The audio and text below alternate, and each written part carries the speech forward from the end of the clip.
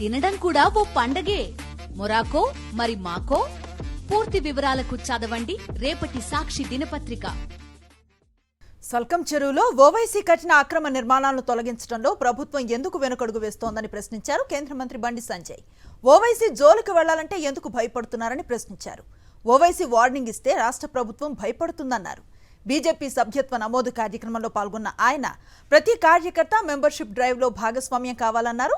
BJP లేకపోతే Congress party దేశాన్ని 7 ముక్కలు చేసేదని ఆరోపించారు.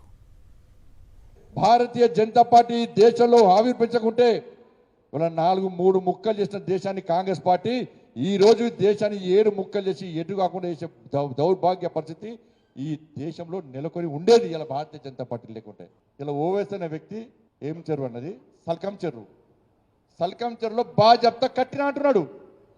కట్టిండు. ఇలా పేద విద్యార్థుల పేరుతోని పొట్టు పైసలు సంపాదిస్తున్నారు. నెక్స్ట్ అకాడమిక్ ఇయర్లో ఆలోచిస్తారట.